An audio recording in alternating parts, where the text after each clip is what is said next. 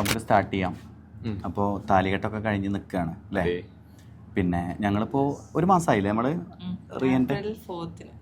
അപ്പോൾ ഏകദേശം ഒരു മാസം, ഒന്നര മാസം കഴിഞ്ഞതിന് ശേഷം വീണ്ടും ചേച്ചിയുടെ കല്യാണം എടുക്കാൻ വേണ്ടിയിട്ടാണ് ഇപ്പോൾ നമ്മളിവിടെ വന്നിട്ടുള്ളത്.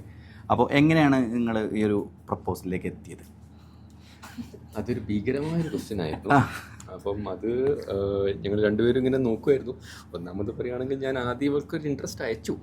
ഇവൾ ഒരു മാസം കഴിഞ്ഞിട്ടാണ് ആദ്യം ഞാൻ റിക്വസ്റ്റ് അയച്ചു, നോ റെസ്പോൺസ്. ഒരാഴ്ച കഴിഞ്ഞിട്ട് ഞാൻ വീണ്ടും മെസ്സേജ് അയച്ചു, നോ റെസ്പോൺസ്. മൂന്നാമത് അയച്ചു, നോ റെസ്പോൺസ്. ഞാൻ വെച്ചു ഇനി മേ ബി ഇഷ്ടപ്പെട്ട് കാണില്ല. അങ്ങനെ നോക്കുമ്പോൾ രണ്ടാമത്തൊരു ആപ്പിൽ ഇത് കണ്ടു, ഇവിടെ സെയിം ഫോട്ടോ നമ്മൾ ഇവിടെ ഉണ്ട്. ഓക്കെ, അവിടെയും റിക്വസ്റ്റ് അയച്ചു, നോ റെസ്പോൺസ്. അങ്ങനെ അവിടുന്ന് ഞാൻ ഇവിടെ അച്ഛൻ്റെ നമ്പർ എടുത്തു, അച്ഛന് മെസ്സേജ് അയച്ചു, ഓക്കെ, 0 റെസ്പോൺസ്. അത് കഴിഞ്ഞ് ഞാൻ അച്ഛനെ വിളിച്ചു. ഞാൻ പറഞ്ഞു, ഇങ്ങനെ ഒരാളാണ്, ഞാൻ ഇങ്ങനെ മെസ്സേജ് അയച്ചു, വിളിയൊന്നും കണ്ടില്ല, നോക്കുന്നുണ്ടോ മകളുടെ കല്യാണം ഓൾറെഡി കഴിഞ്ഞോ എന്ന്. അവൻ പറഞ്ഞു, ഇല്ല നിങ്ങളെന്താ പേരെന്താ അങ്ങനെയൊക്കെ പറഞ്ഞു വെച്ചു. അന്ന് രാത്രി ഉണ്ട് അമ്മ വിളിച്ചു. അമ്മ ഭയങ്കര കൂളായിരുന്നു. അമ്മ ഭയങ്കര വർത്തമാനമൊക്കെ പറഞ്ഞു, കാര്യങ്ങളൊക്കെ അന്വേഷിച്ച് മനസ്സിലാക്കി ചോദിച്ചിട്ട് പിന്നെ ജസ്റ്റ് ബേസിക് ഇൻഫർമേഷനൊക്കെ എടുത്തു. അതിനുശേഷം ഇതെല്ലാം കഴിഞ്ഞിട്ട് 2 ദിവസം കഴിഞ്ഞിട്ടാണ് ഒരാൾ എനിക്ക് ഹലോ എന്ന് മെസ്സേജ് ഇടുന്നത്. തിരിച്ചിങ്ങോട്ട് ഇവള് റെസ്പോണ്ട് ചെയ്തത്. ഞാൻ കുറച്ച് ഗമ കാണിച്ചു. ഒരു 1/2 ദിവസം കഴിഞ്ഞിട്ട് ഞാൻ പിന്നെ ഹായ്, അത് മാത്രം ഇട്ടു, വേറെ ഒന്നും ഇട്ടു, ഹായ് മാത്രം ഇട്ടു. പിന്നെ സംസാരിച്ചു, വൈബൊക്കെ ഓക്കെ ആയി, സെറ്റായി. അങ്ങനെ ഞങ്ങൾ കാണാന്ന് പറഞ്ഞു. അങ്ങനെ ഒരു ദിവസം കണ്ടു അല്ലേ, മോനും ഓക്കെ ആയി.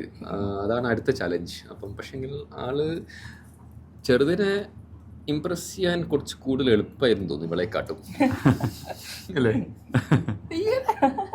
അപ്പോൾ മോനും ഒക്കെ 3 പേരും സെറ്റാണ്, എല്ലാം സെറ്റാണ് അല്ലേ? ഓക്കെ അല്ലേ? ഓക്കെ അല്ലേ? അപ്പോൾ പിന്നെ ഞാൻ വേറെ എന്തോ ചോദിക്കാൻ വേണ്ടി ഇങ്ങനെ കരുതി വിട്ടു, അത് വരും. അപ്പോൾ പിന്നെ ആ രീതിയിൽ ഇങ്ങനെ വന്നു, സെറ്റായി, കാര്യങ്ങളൊക്കെ ഓക്കെ.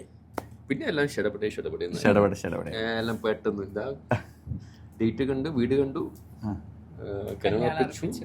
അവിടെ കേറുന്നതേ ഓർമ്മയുണ്ട്. അതായത് ഉറപ്പിക്കാൻ പോകുന്ന സമയത്ത് എനിക്ക് മെസ്സേജ് വന്നു, ഈ ഡേറ്റ് നിങ്ങൾ ഫ്രീ ആണോ എന്ന് ചോദിച്ചിട്ട്. അപ്പൊ ഞാൻ ആ ഡേറ്റ് ഫ്രീ ആണോ ചോദിക്കണമെങ്കിൽ ഒരു കാരണം ഉണ്ടാവുമല്ലോ.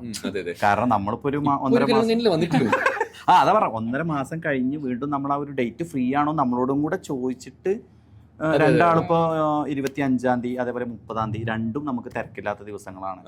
അപ്പൊ ചോദിച്ച സമയത്ത് എൻക്വയറീസ് കുറെ ഉണ്ടായിരുന്നു. അപ്പൊ ആൾറെഡി ആ ഡേറ്റ് അന്ന് ഫ്രീ ആയിരുന്നു. അപ്പൊ നിങ്ങൾ ആ ഡേറ്റും കൂടെ നോക്കി എന്നുള്ളതും ഞാൻ മനസ്സിലാക്കുന്നുണ്ട്. അപ്പൊ ഈ ക്യാപിറ്റൽ തിയേറ്റർ നിങ്ങളെ ഓൾറെഡി വർക്ക് ചെയ്താണ്, കംഫർട്ടബിൾ ആണ്, എനിക്ക് കംഫർട്ടബിൾ ആണെന്ന് പറഞ്ഞു. നിനക്ക് കംഫർട്ടബിൾ ആണ്, നമുക്ക് പ്രൊസീഡ് ചെയ്യാം. തീർച്ചയായും അതാണ്. അപ്പൊ ഒരു പാർട്ട്ണറുടെ മെയിൻ ക്വാളിറ്റി അത് തന്നെയാണ്. അതായത് അങ്ങോട്ടും ഇങ്ങോട്ടും പരസ്പരം മനസ്സിലാക്കിയിട്ട് അത് റെഡിയാക്കാന്നുള്ളത് തന്നെയാണ്. അപ്പൊ ഇനിയിപ്പോ എനിക്ക് ചോദിക്കാനുള്ളത് ഇവളുടെ ഭാഷയിൽ പറഞ്ഞാൽ സെറ്റായി, സീനില്ല. ഇത് 2 വാക്കുകളാണ്. ഞാൻ ആദ്യമായിട്ട് സംസാരിക്കുമ്പോൾ ഞാൻ 2 വാക്കുകളുണ്ട്, സെറ്റായി, സീനില്ല. ഇത് എന്താ സംഭവം? എനിക്ക് ആദ്യം കല്ല, ഞങ്ങളൊക്കെ ഇച്ചിരി കൂടി പിന്നെയാണ് മനസ്സിലൊരു ജെൻസി വൈബാണ്. അവളെന്ത് പറഞ്ഞു ഇങ്ങനെ ഇതേപോലെ ഞാൻ എന്താ ബാംഗ്ലൂരിൽ വർക്ക് ചെയ്യുമ്പോൾ ഫ്രണ്ട്സായിട്ട് ഇങ്ങനെ സംസാരിക്കാൻ ആയിക്കോട്ടെ. ഇപ്പൊ സംസാരിച്ചപ്പോ ഞാനും ഇപ്പൊ ഇതാണ് ഉപയോഗിക്കുന്നത്, സെറ്റായി, സീനില്ല. അപ്പൊ അതിലേക്ക് നമ്മൾ സെറ്റായി. അതെ. അപ്പോൾ ഫസ്റ്റ് ടൈമിൽ എങ്ങനെ ക്യാപിറ്റൽ തിയേറ്ററിനെ റിയയുടെ കല്യാണത്തിലേക്ക് എത്തിയെന്ന് ആദ്യം നമുക്ക് അവിടുന്ന് കിട്ടിയതാണ്.